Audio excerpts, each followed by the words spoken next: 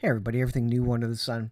Looking at the timeline of the return of the Lord, and I've moved some arrows ahead, and boy oh boy, time's running out if this time scale is correct. We will see in the near future, I think. It does seem like things are dialing up, getting more intense, but we don't have an Antichrist yet, not that I'm aware of. We don't have a peace deal, a peace covenant yet. We don't have a third temple, so these are kind of the big biblical milestones or signposts that really are going to allow us to really set dates, if you will. And I think at that point, we have pretty good reason to do that. Indeed, we should know the season. We should know pretty close in terms of what is happening in relation to Bible prophecy. We should know pretty close to when these are the last seconds of the last days. And we don't know exactly when Jesus is going to return, especially for the rapture, but we can know the season for sure. Maybe even the festival. Maybe the festival where no man knows the day or the hour, Rosh Hashanah. Something to look into there, and I've done videos about that before, but that is the one that is known as the festival where no man knows the day or the hour, and that's what the rapture is, how the rapture is spoken about in the Bible. In the last days, it's the one where it says you don't know the day or the hour, and again, historically speaking, that's how they recognized Rosh Hashanah, because it was done over a period of 2 days where they had to see a sliver of the new moon. It required 2 witnesses, 2 priests, to see it, because there was always had to be a witness there. And you didn't know if it was the first day or the second day when the feast was going to start, because both had to agree that yes, they saw the sliver of the new moon. And that's the festival of Rosh Hashanah. So you talk about a great rapture festival, a high watch period. That is one of the big ones for sure. And that's one that Scotty, you'll remember Scotty, spoke about a lot as well. So a very interesting timing there. For in terms of the fall feasts and being fulfilled, and that's one that is again yet to be fulfilled ultimately, related to the rapture. Let's take a look at a couple articles here, and then we'll end off with a verse out of Galatians that I want to take a look at. Let's go to this one. So there was a chemical attack, and I know some of you mentioned it. I was kind of waiting to see what they did. I kind of half expected that they would take their time and they would hum and haw, because you know what? A chemical attack was actually Biden's red line. He said, you know what? You've invaded Ukraine. You've done this and that. You're surrounding Kiev. But if you use chemical weapons, that's going to be our red line. We're going to come in with full force. Now we've had a chemical attack. Is Biden going in? Is the United States going in with troops? Well, not yet. It's in their interest to figure out, to come up with some way that this is not Russia that did this, and it's very hard to tell for sure.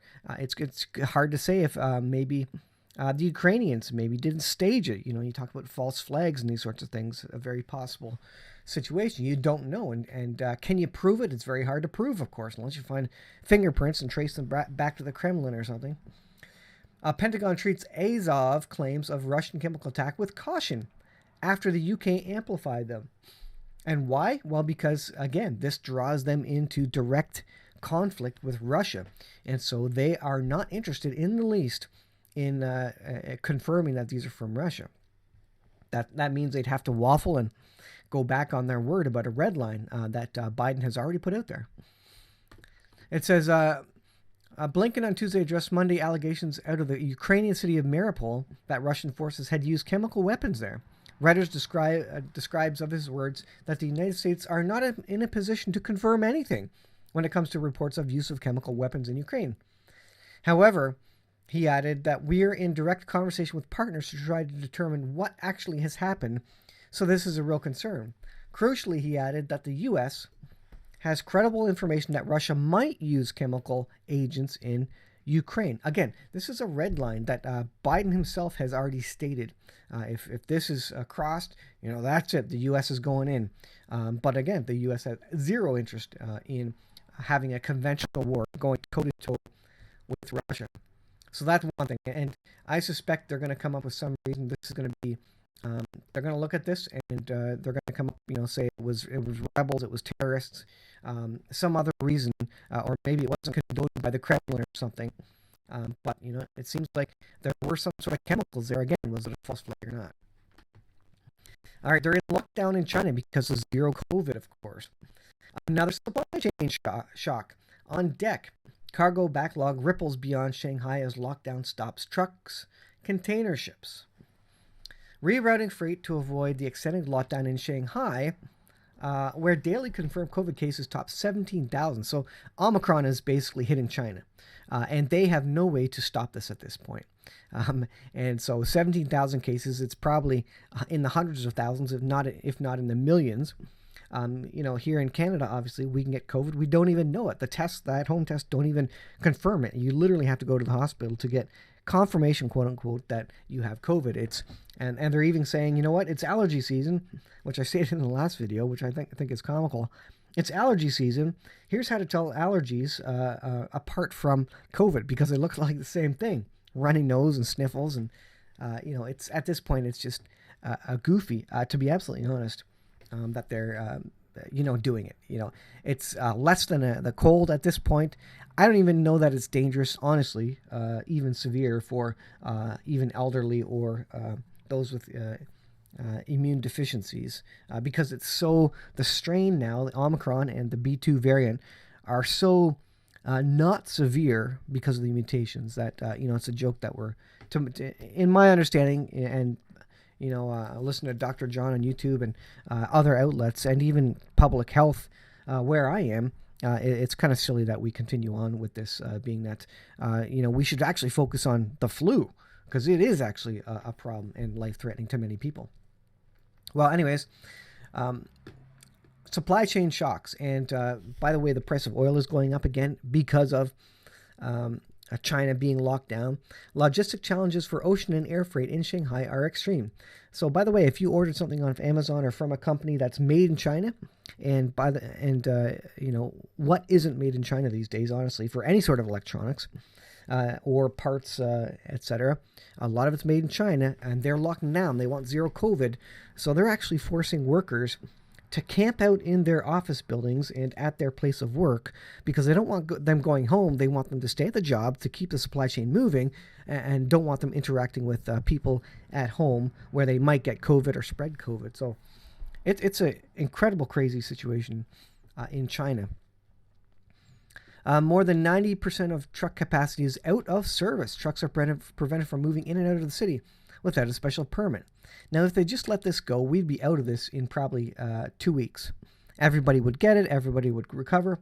But when you have millions of people, the odds are that there's going to be some small, tiny percentage of them that will, have that COVID, that illness, conflict with some other illness in their body or some other situation. And so there will be a heightened number of people in the hospitals due to it, even though it's not very severe in and of itself.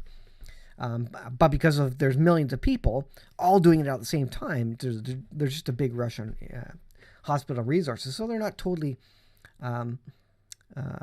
out of the ballpark in terms of what they're trying to do, what they're trying to prevent there. Regardless, a zero COVID policy, I don't think is a good idea for them. But supply chains are happening. Price of oil is now going above $100 a barrel, and going back up significantly. So supply chains are coming, and we know that these are things that are going to happen in the last days. According to Bible prophecy, the four horsemen of the apocalypse are going to ride.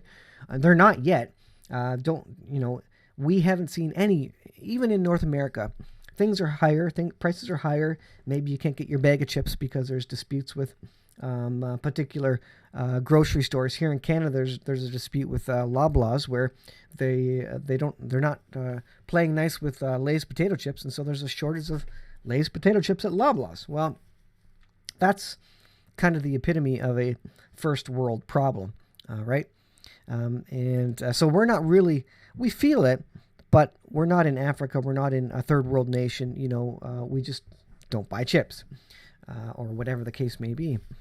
But around the world, things are hurting. But trust me, we ain't seen nothing yet. We will hurt, and we are the ones who are going to feel the most from this, because we have no idea how to operate in a world where we can't get food. It's going to be a bedlam.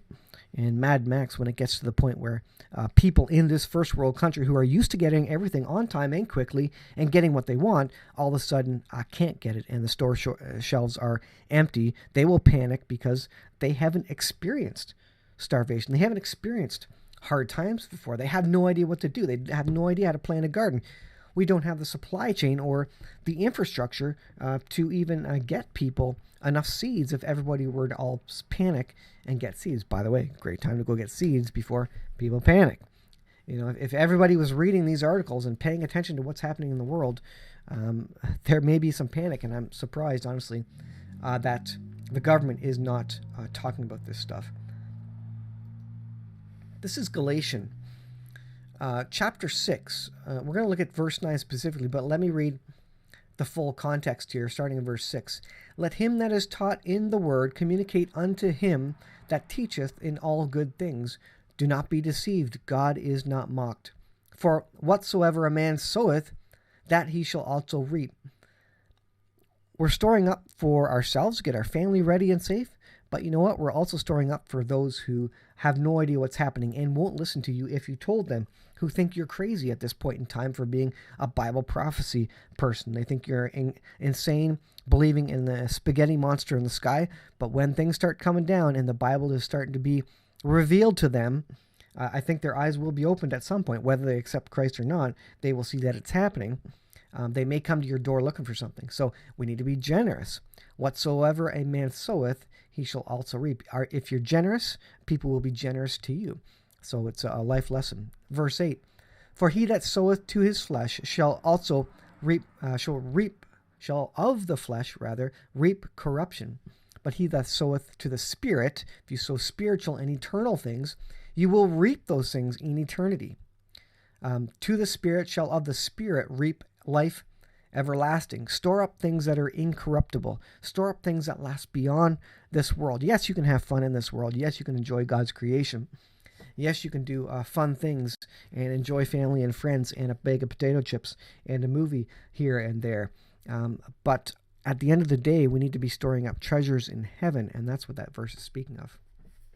Verse 9, and let us not be weary in well-doing. Let us not get tired of it. For in due season we shall reap if we not faint. We can't faint in this world. We need to keep our faith. Remember, there's an eternity for you in paradise, in heaven, with the Lord Jesus Christ, in the millennial reign of Christ, where the earth is rebuilt. It's going to be like the Garden of Eden. It's going to be incredible. So don't worry about what we have now and getting tired now, because you have some incredible future, an incredible future and eternity ahead of you.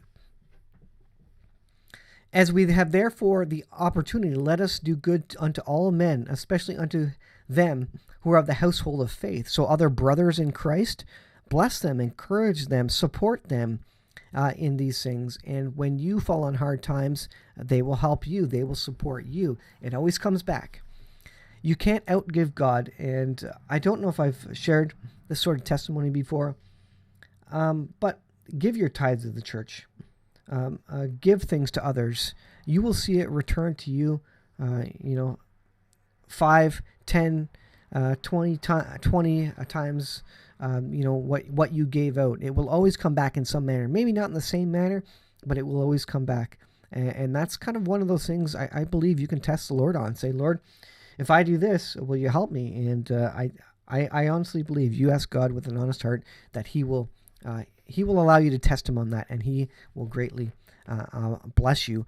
Again, it may not be in the same fashion. If you gave a bag of carrots to your neighbor, they'll come back and they'll maybe be able to give you a quart of milk when you need it in hard times or something. So these things, being generous, not being weary in well-doing, these will always come back. It goes on in verse 11. Ye see how large a letter I've written unto you with mine own hand, as many as desire to make a few show in the flesh. They constrain you to be circumcised, only lest they should suffer persecution for the cross of Christ. And that's a big thing. We in the Western world don't believe we're going to suffer persecution. We will. Again, we ain't seen nothing yet. You think the 4 horsemen of the apocalypse have ridden? No way. It gets far worse than this. When it does happen, you will know that they are rioting. And we ain't there yet. This is just the startup. This is the warming up period. It's to get people ready, because God kind of starts slowly with these things, and he allows these things to start slowly so that you can, if you're willing to listen, you can come around to the conclusion that, hey, things don't look right in the world. What's going on? Maybe I better get back to the Bible. Maybe I better ask a question of that Christian I know who was talking about Bible prophecy and said some of these things might be coming up upon the world. Maybe there's some truth to what the Bible says about these things. And this is why you need to tell others about these things, and share the gospel of Christ, but also be a good witness and let others know you are a Christian. Simply letting others know that you are a Christian may pique their interest. They see your way of life. They see that you're not swearing. They see that you're not drinking alcohol and booze and getting drunk. And they say, why? Why would you do that? Why would you not have fun with us and do this and that? And what's different about your life that you believe in, how you do. So just a word of encouragement for you. Let us not be weary in well-doing, for in due season we shall reap if we not faint. Thanks for watching, folks. I'll see you in the next video.